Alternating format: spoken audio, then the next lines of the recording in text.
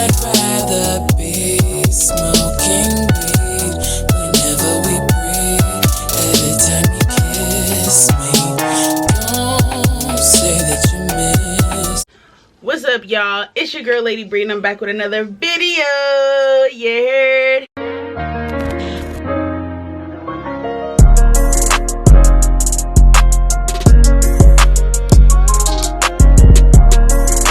Probably see by the little scenery, I am sitting on the floor. My bed is right here and I just love sitting on the floor. Yeah, I just love sitting on the floor, especially like, I don't know, I just feel like a teenager again. I don't know, just sitting on the floor chopping it up with your friends. Y'all my friends, y'all my gang, you know.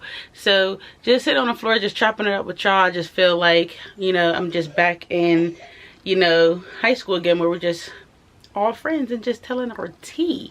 But so as you can see by the title, this is a smoke session. This is basically, let me see what I would put in my notes. So as you can see by the title, this is like a smoke vent type of session.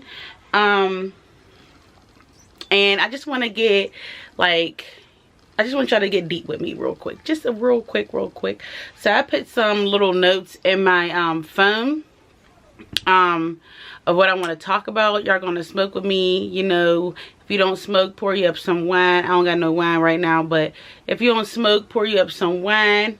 If you smoke, roll you up a paper, a leaf, a blunt, you know, the whole nine.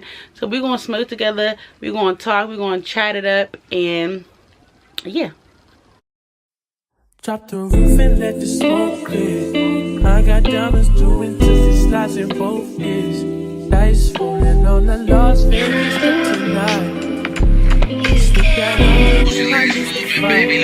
Fuck a night, I keep the water in my store. Don't see one around when you get to that ass. I'm a lover, she got Alright, y'all, so I hope y'all rolled up, got high a little bit, sipped y'all little wine or whatever. That's really like one of my favorite songs right now, Show Me by Joey Badass. His whole album for real is a real life mood, especially when I'm smoking him and Brent Faiyaz, top tier. Brent Faiyaz, you know, is not my number one. But yeah, so like when I'm getting in the mood to like smoke or just be in my thoughts, I just really listen to like, you know, that kind of music in your head, get you thinking, stuff like that. Let's get into it right now. Okay, so I got a couple of things that I'm going to talk about. I don't know if I'm going to talk about all of them. I might do a part 2, so stay tuned for that if I do a part 2. But the first thing that I got on my notes for this smoke and vent session is facing your truth. Woo, that kind of got me choked up a little bit. Facing your truth. What I think about that when I say facing your truth is, I mean literally just really digging deep into yourself. Like who are you? Like, you know, which, like, say your name, like who is Brianna, you know what I mean? Like, who are you, you know? So I think just when somebody say facing truth, just digging deep into yourself and figuring out who you are, what you want for your life, what you want for your kids, if you have kids, what you want just in general, what you want in a relationship, if you want to get married, what's your non-negotiables, what's things that, you know, that you want to do in life, what's your goals, stuff like that. And I did a lot of facing my truth. I dig deep into myself with stuff that I dealt with in the past, with my friendships, with my, you know, family relationships, the whole nine.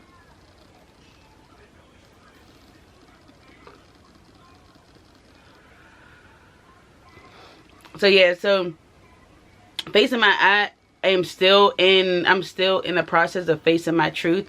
I'm still trying to figure out who I am. I'm still trying to figure out what mother I want to be. I'm learning new things about myself each and every day. I'm learning what not to do in certain relationships. I'm knowing to, you know, stop like I wouldn't say stop letting my heart be on my sleeve, but have men work for it, because I'm so giving, y'all. I'm like so giving, and when I like you hard, and I like to spoil my man. I like to be submissive to my man. I like to have my man, my man, my man. I want to say those words, but at the same time, I don't want to rush it. And also, like, if somebody's telling me certain stuff, like, about themselves, and, like, if it's a red flag, or if you're not on my level or even higher, then I need to, like, take in consideration of those things. You know what I'm saying? Because I do have a child. We come together, so I have to make sure, like, I'm a priority, also as my son being a priority. You know what I'm saying? And also, you know, making sure that you're a priority, and if you have kids, making sure that they're a priority in my life as well. So, like I said, facing my truth, I'm still in the process of doing that. I'm still just still practicing to thine own self be true. I'm still practicing that. If you don't know what that means, my mom said to me all the time, to thine own self be true. Always be true to yourself. Don't lie to yourself. And, like, my next bullet point is kind of like going into the first one. And I wanted to talk to you guys about, I wanted to tell y'all about the next bullet point was, tell about how much you were a liar and how it affected others. So I want to talk to you guys about, like, how I was a habitual liar back when I was younger, and still when I was, let me put my phone on vibrate, y'all, and still when I was in my young adult ages. Lying just became so easy to me, and I think it's because, well, I know it's because, like, when I did self work on myself, I dug deep into that, which was that's why I could talk to you guys about it now, because I know the reason why I was lying. All, like, for a long time, like, I would lie just to lie, and it would be for no reason. Like, it would be like the smallest thing, or I'll just make up something and just, I don't know. But so I figured out, like, why I used to lie like that is because I wanted attention so bad. At a young age, when it was my turn in the household to get that attention, 2 new people came into my life, which is my niece and my nephew, where my mom and my dad had to raise them. They were younger than me, so my mom and dad has to raise them, which took the attention that I was supposed to get at that time away from me and onto them. So I was super, like, just want, like, the light on me. I wanted to have that relationship with my mom. I wanted to have that relationship with my dad. I wanted to bond like that. But since my niece and my nephew came into our life, that was taken away from me.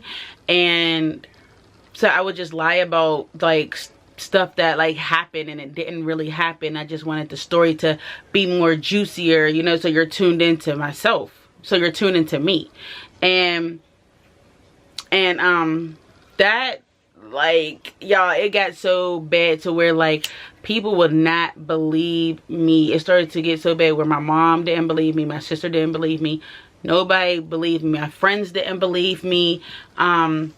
And I had to show and prove that I wasn't a liar, you know, no more. And I wanted to change, like, and it became so easy to me that I didn't feel like nothing was wrong. Like, oh, you need to stop lying. Like, yeah, okay, I will stop lying. But when I say that, like, it'll just, like, another situation will come and I'll just be lying again. I'm just like, why do I keep lying? Like, you know, even in my young adult years, I was like, why do I keep lying? Like, it affected a lot of people in my life.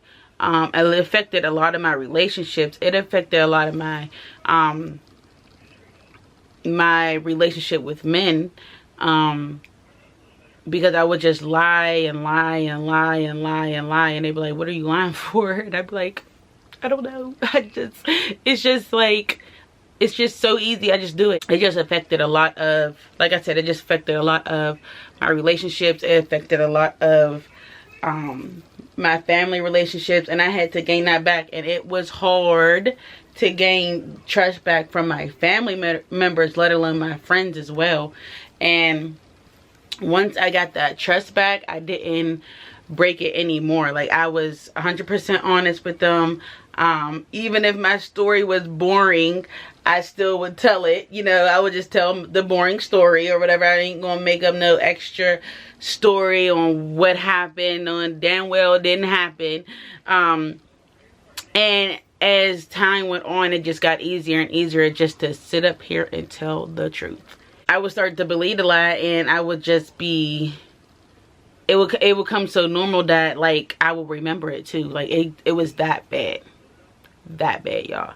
So I'm thanking God that he took that lion spirit from up out of me, because yeah. So my next thing I wanted to share with you guys is I think I said this on my previous videos, how I had an abortion, and I got, you know, DMs from people when they heard that, and I answered. I think it was on like my Spicy Truth or Dare or something like that. Or no, it was, yeah, Spicy Truth or Dare, and I told the truth and I said, yeah, I had an abortion.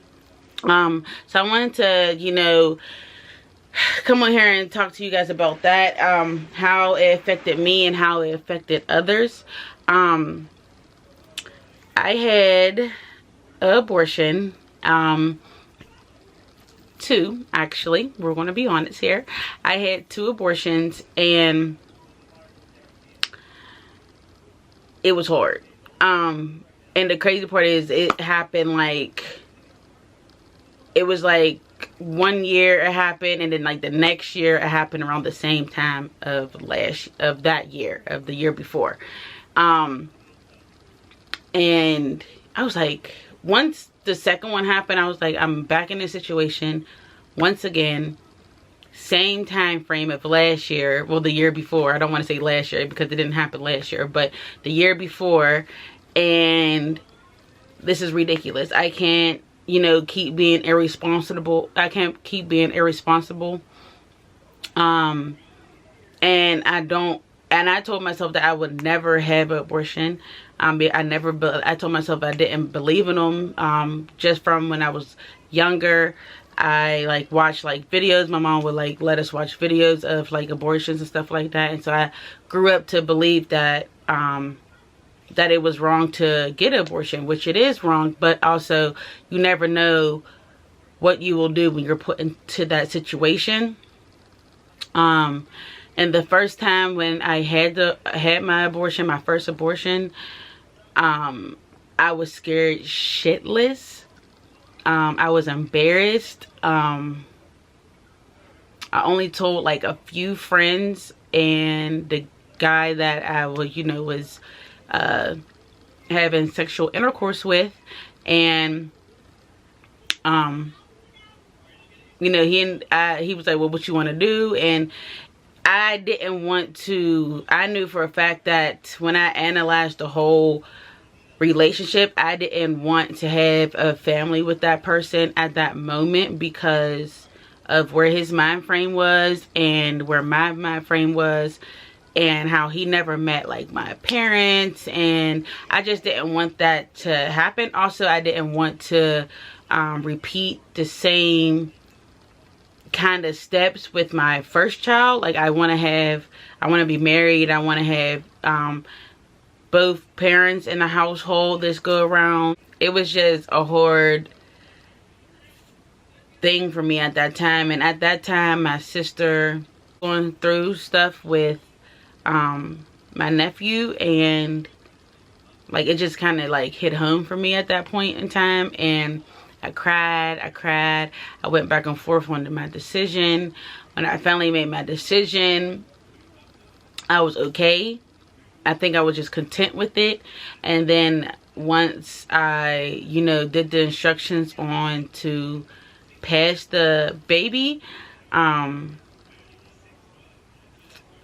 I went through that alone, which was very hard on me, my mental. And when I passed it, like my body, like I just felt like super empty inside. Like, I know this sounds cliche, but I just felt super empty inside. I don't think I ever really fully dealt with that, or was able to grieve or cope with that. And then like literally right after that, I started like wilding out. I was not giving a F about guys. I started, you know, I just felt like I started becoming numb within myself, within relationships I was, you know, dealing with. I didn't care if I hurt your heart. I didn't care if I hurt your feelings. I didn't care about nothing. If I didn't answer your phone call, I'm talking to you, and you ask me like, you ain't answering my phone call, I'm talking to you crazy, like, who you think you, like, the whole nine, y'all. I didn't give a, yeah, I didn't give two, like, and so when it happened to me the second time, I was pissed at myself, because I was just like, how in the hell did you let this happen to you again? I really made a promise to myself in that moment, like, this is your last time. This is your last time. You're not gonna be just keep being irresponsible and having somebody else pay for the freaking price. Like you knew what you were doing. Like, you out here moving crazy, like, you know what I'm saying? Like, I was just having that self-talk to myself, like, I'm like, how did I let that, like, even though the second time I was in a relationship, and I was in a good relationship, but at that moment of time in our relationship, it was really rocky, and I didn't know certain things, and it was just like, it was too much, and I knew bringing a baby into the world would, I don't know, I feel like bringing a baby into the world, I just feel like it wasn't the right decision on both parties. And that person, yes, he was there through everything, which I really appreciate. If you hear my son crying, he ready to go in a tub. And so I just literally just looked myself in the mirror and just was like, I will never do that again. I'm not going to be irresponsible any longer. I'm a grown-ass woman. I know what to do when I don't want to have a baby, and I'm so for it now. Like, so for it. Like, I'm not playing. Like, not playing. If I don't have a ring on this finger, we're going to talk about this next topic that I want to just put in here. Kind of goes in with everything that I've just been talking about. I wrote down, tell how you was picking the same guys and why you were picking the same guys. So I was picking the same guys over and over and over and over again. Like, it was to the point where it's like, it's the same guy just in a whole different body. And I was picking guys that wasn't that didn't have their stuff together. I was picking guys that I felt like I was the top dog. I was picking guys that like really depended on me. I was picking guys that didn't have nothing going for themselves. I was just picking the wrong kind of guys. And the reason why I was picking the wrong kind of guys is because I didn't do any self work within myself. I wasn't happy within myself. I wasn't doing no self-care, no self-love. I was picking guys that had girlfriends. I didn't care. Like, I was just picking all the wrong type of men. And like I said, I wasn't happy within myself. So how am I going to pick the right kind of guy? And once I hit rock bottom within myself and like my relationships, that's when I was like, okay, enough is enough. I'm not going to keep getting treated like this. I'm not going to be putting my hands on men. Like, I don't want this toxic relationship. I don't want this. So I hit rock bottom. I was sick of fighting. I was just sick of, you know, hiding things from my family, hiding bruises. I was just sick of that. So I hit rock bottom within myself and my relationship. And once I hit rock bottom, I started digging deep into myself. And it took me a while, because I was always saying to myself, like, yeah, I'm practicing self-love. Yeah, I'm practicing self-love. But I wasn't really practicing self-love. I was just talking. I wasn't walking the walk. I was just talking. I'm like, yeah, you keep saying that you're practicing self-love, but are you really? Because nothing's changing from when you first said that you was practicing self-love. So I realized that within myself, like, I'm just talking the talk and not walking the walk. And I switched that.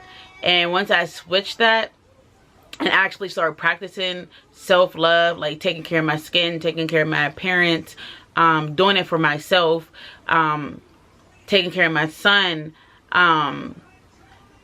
putting out more content, loving the body that I was in, like the weight that I was in at that time, learning to love, like, okay, if I have to get a bigger size in jeans, I just gotta get a bigger size in jeans, but I still love me, you know. Loving my weight at that time, loving just the person I was in that moment. And once I started doing that, and actually once I started doing that, everything started to follow after that, which was after I started practicing with myself. I started to do, now I'm starting to get into, okay, now I want to do research.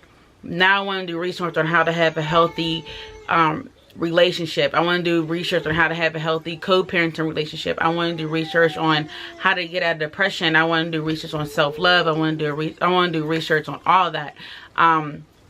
I started getting into podcasts, men's podcasts, black women podcasts, and I started to also listen to motivational speakers in the morning. I started listening to music less and listen to more podcasts while I'm driving to work, or while I'm on my way home, or just any time in the day. And then once I started getting to like research, that's when, like, also my podcast at the time helped me a lot. I felt safe and comfortable and was able to help females that was going through the same thing that I was going through at that time. I was going through, you know, tough times with, you know, my child's father, which played a real big role on myself and how I felt about myself. And which turned me into, you know, picking the same guys over and over and over again. So once that started happening, like once I started, like after the podcast, that's when I started to actually write, jot things down, stuff that I was thinking, how I felt, stuff like that. So once I started to actually practice it and practice it and practice it, and just became normal, that's when I started picking guys that, okay, you got a car, you got a house, you got a good job, you're an active father, we vibe well, you're doing everything that, you know, that a man should be doing. You're taking me out on dates, you're opening up my car door, you're holding my hand, like all that. I was picking guys that was in that frame, until issues started to happen. And then I'm like, okay, Brianna, now you're picking a different kind of man that you would not normally date back then. Now you're picking the guys that have everything that you kind of like researched and talked about and learn a man and stuff like that. Now you're picking guys in like that frame, and it's still not working. I felt like I just didn't give myself more time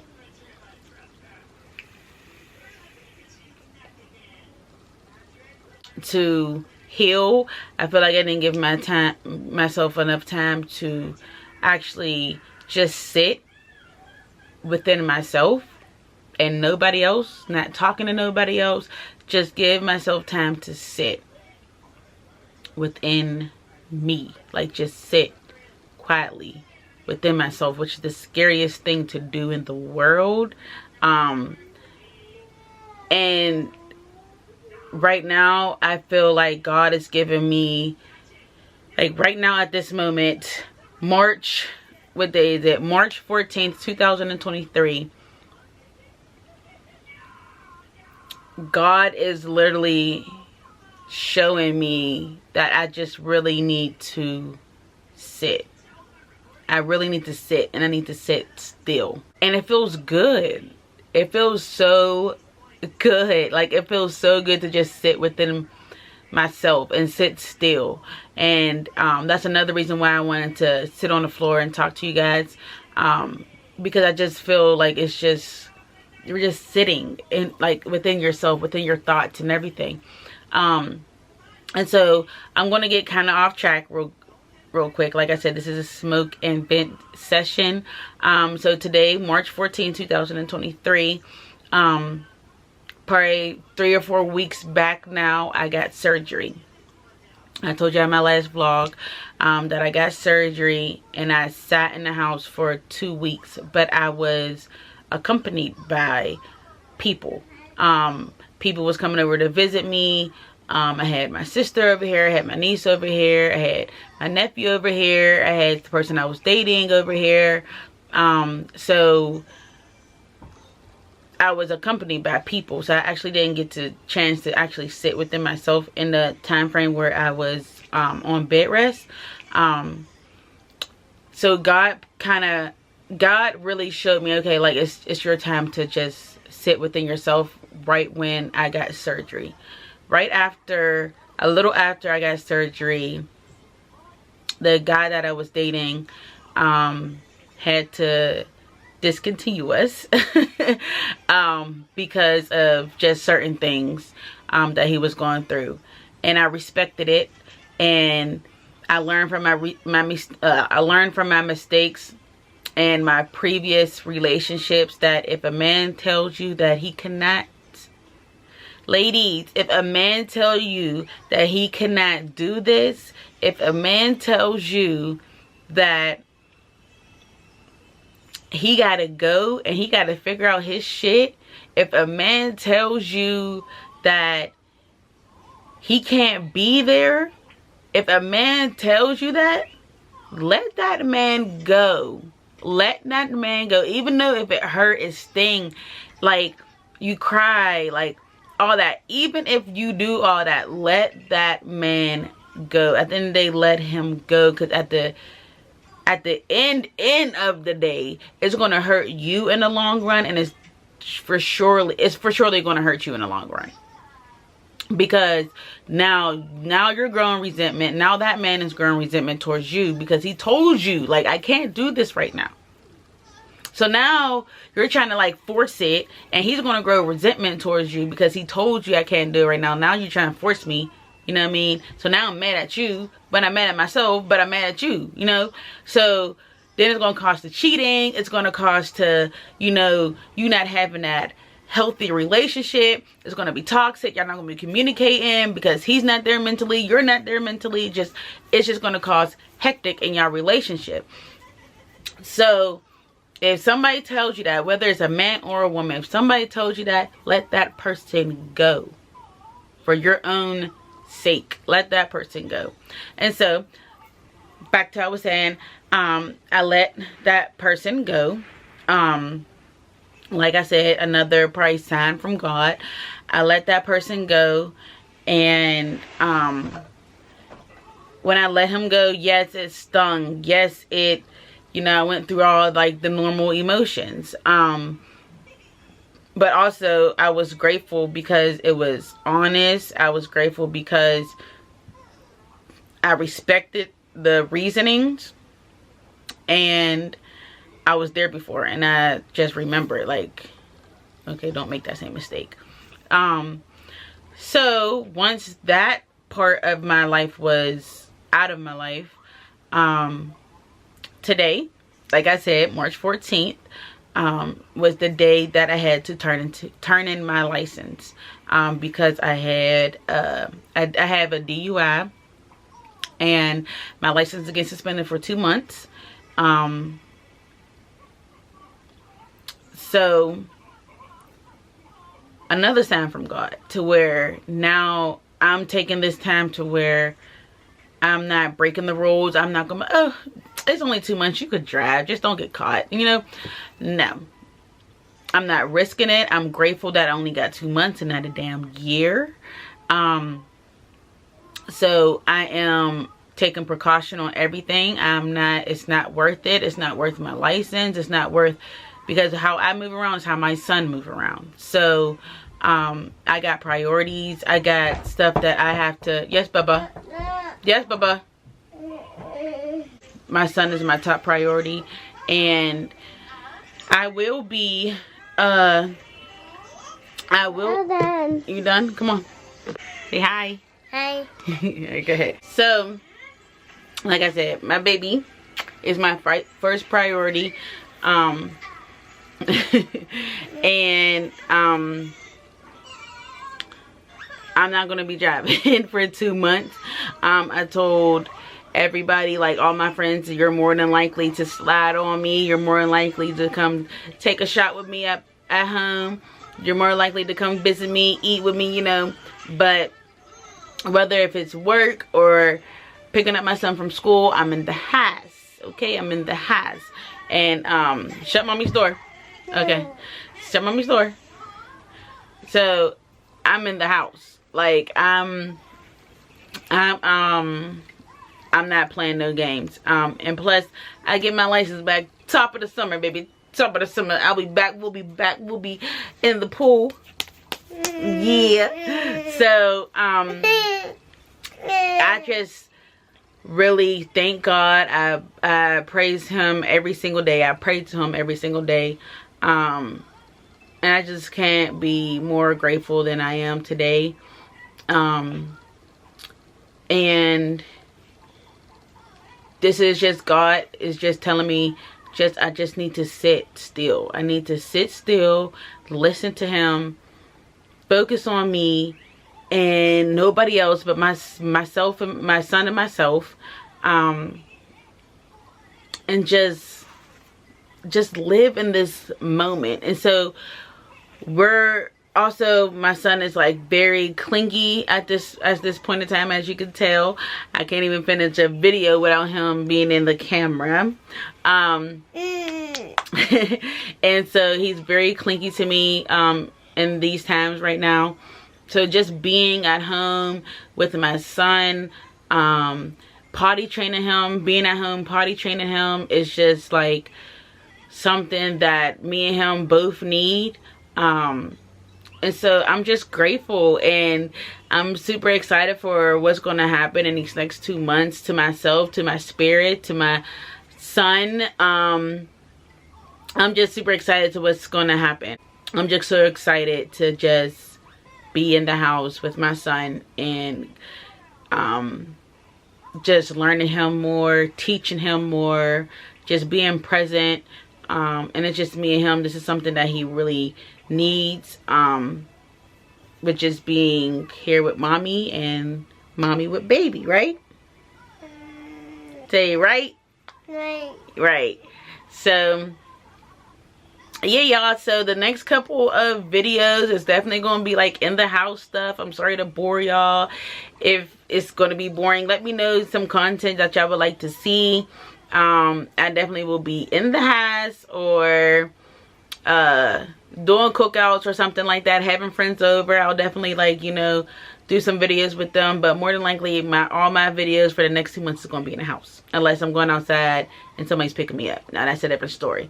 But until then, if you're a returning subscriber, thank you always for watching. And if you are a new subscriber, thank you for subscribing. If you are new here and you haven't subscribed, make sure you subscribe. Make sure you press that bell notification. Make sure you comment. Make sure you like. Make sure when you press that bell notification, it notifies you every time that I drop. Yeah, so I just want to get on here and do like a little smoke vent session. I just want to get on here and vent to y'all, like y'all my friends. Y'all my friends. Y'all all my friends. You know, we gang members. Y'all my friends. Y'all are my friends. Are they your friends? Yeah. We friends, right? Say, yeah. Yeah. Say locked in. Locked in. Locked in. Alright, y'all. So, thank y'all for tuning in. And I will catch y'all in my next video. Bye. Bye. Like, comment, and subscribe to the channel. Say, it's your girl, Lady Bree, and I'm back with another video. You heard?